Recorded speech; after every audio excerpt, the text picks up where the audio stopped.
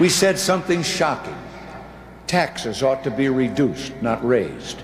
We cut the tax rates for the working folks of America. We indexed taxes, and that stopped bracket creep, which kicked average wage earners into higher tax brackets when they had only received a cost of living pay raise. And we initiated reform of the unfairness in our tax system. And what do you know? The top 5% of earners are paying a higher percentage of the total tax revenue at the lower rates than they ever had before. And millions of earners at the bottom of the scale have been freed from paying any income tax at all. That was our change.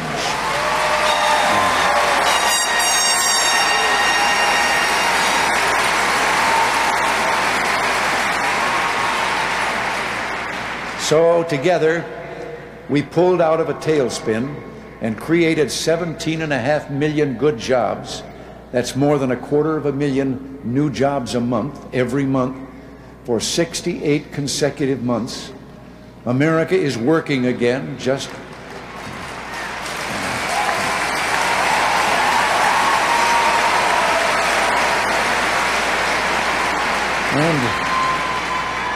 and just since our 1984 convention, we have created over 11 million of those new jobs. Now, just why would our friends on the other side want to change that? Why do they think putting you out of work is better than putting you to work?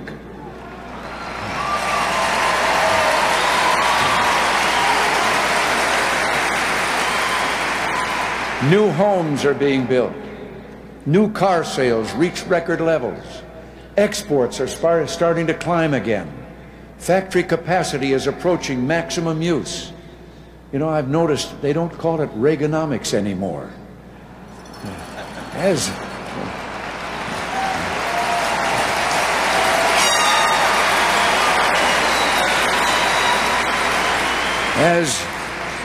for inflation, well, that too has changed. We changed it from the time it hit 18% in 1980 down to between 3.5% and 4%. Interest rates are less than half of what they were.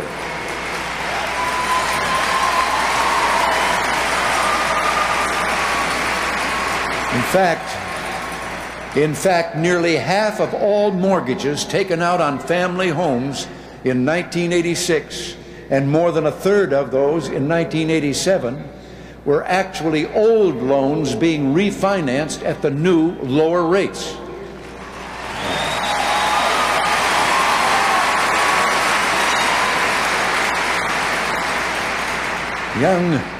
Young families have finally been able to get some relief. These too were our changes. We rebuilt our armed forces. We liberated Grenada from the communists and helped return that island to democracy.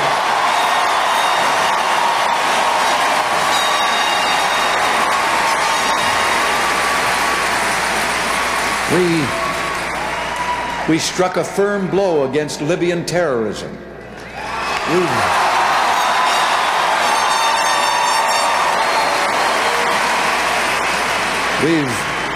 We've seen the growth of democracy in 90% of Latin America.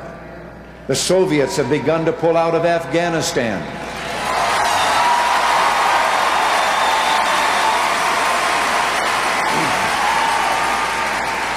The bloody Iran-Iraq war is coming to an end, and for the first time in 8 years,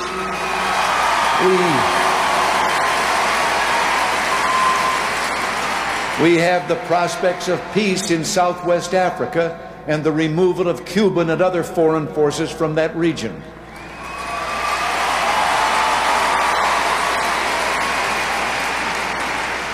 And in the 2,765 days of our administration, not 1 inch of ground has fallen to the communists.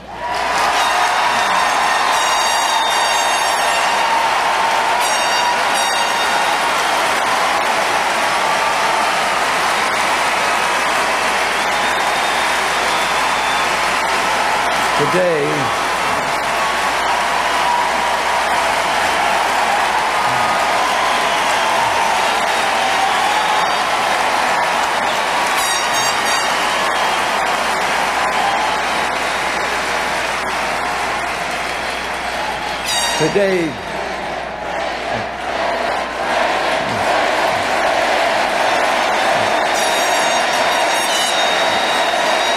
thank you.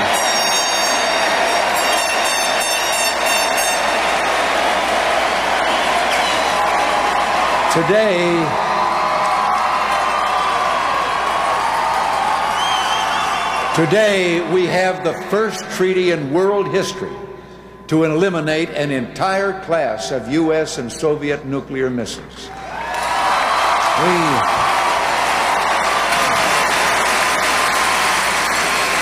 We're working on the Strategic Defense Initiative to defend ourselves and our allies against nuclear terror.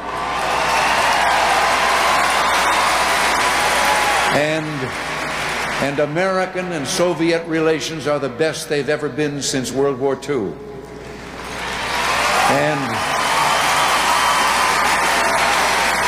virtually all this change occurred and continues to occur in spite of the resistance of those liberal elites who loudly proclaimed that it's time for a change.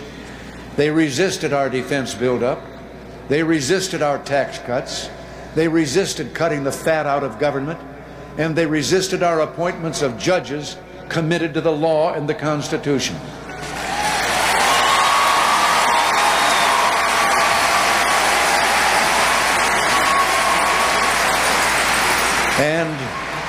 And it's time for some more straight talk. This time it's about the budget deficit. Yes, it's much too high, but the president doesn't vote for a budget, and the president can't spend a dime. Only the Congress can do that.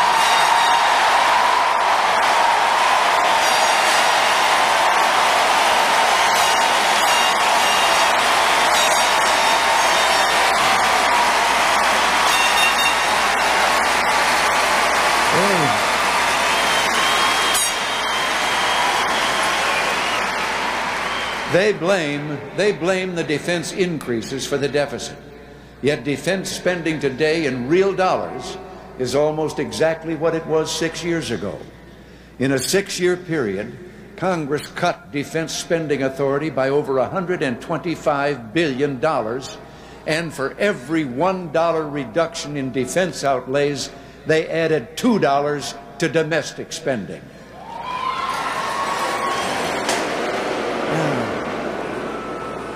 Now, if they had passed my first budget, my first spending plan in 1982, the cumulative outlays and deficits would have been $207 billion lower by 1986.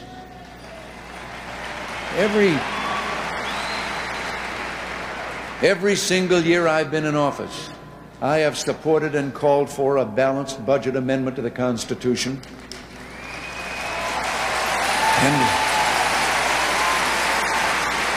And the liberals have said no every year. I called for the line item veto, which 43 governors had, to cut fat in the budget, and the liberals have said no. Every year I've attempted to limit their wild spending sprees, and they've said no. They would have us believe that runaway budget deficits began in 1981 when we took office. Well, let me tell you something. The fact is, when they began their war on poverty in the middle 60s, from 1965 through 1980, in just those 15 years, the budgets increased to 5 times what they had been, and the deficits went up to 52 times what they had been before their war on poverty.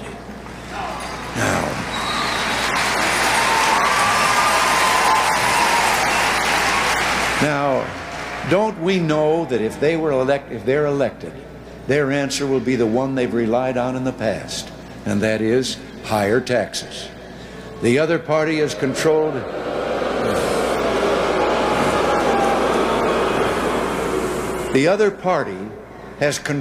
the House of Representatives for 52 out of the last 56 years.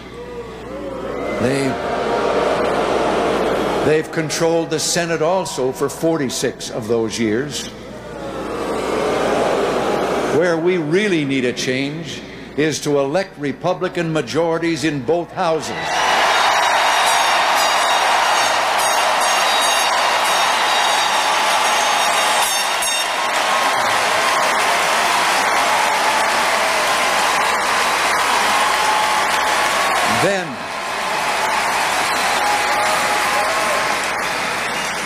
And then George Bush can have a team that will protect your tax cuts, keep America strong, hold down inflation and interest rates, appoint judges to preserve your rights, and yes, reduce the budget deficit.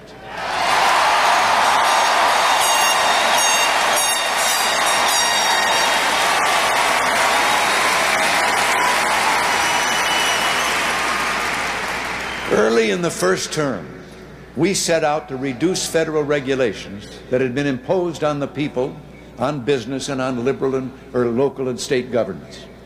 Today, I'm proud to say that we have eliminated so many unnecessary regulations that government-required paperwork imposed on citizens, businesses, and other levels of government has been reduced by an estimated 600 million man-hours of paperwork a year.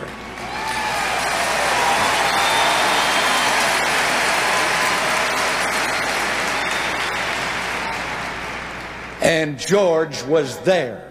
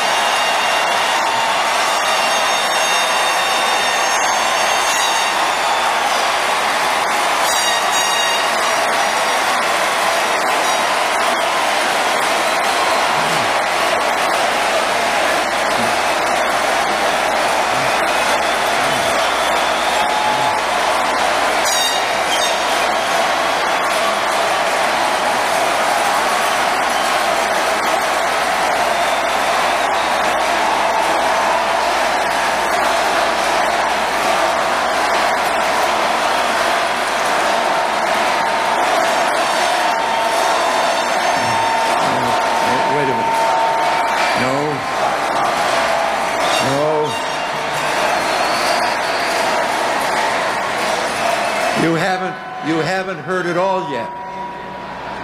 George Bush headed up that task force that eliminated those regulations.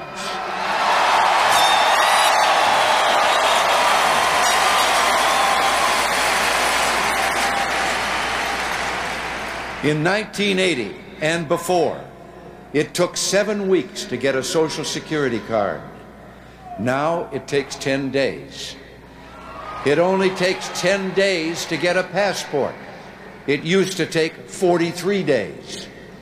It took 75 days to get an export license. Now it's only 17 days, and for some countries only 5. It took over 100 days to process a claim for a Department of Housing and Urban Development Title I loan. 100 days. It now takes less than 1/4 of that, 22 days. I think these specifics suggest there is a new level of competent management in the departments of our government.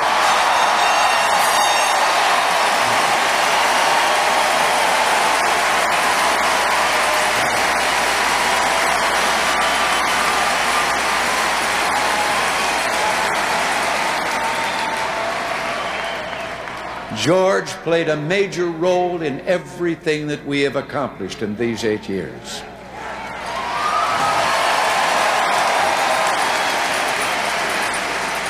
Now, early on, we had a foreign policy problem. Our NATO allies were under the threat of Soviet intermediate-range missiles, and NATO had no equivalent deterrent. Our effort to provide a deterrent, Pershing and ground-launched cruise missiles, on the NATO line resulted in political problems for our NATO allies. There was objection on the part of many of their people to deployment of our missiles. George represented us in Brussels with the heads of the NATO countries, and they agreed when he finished to take the missiles.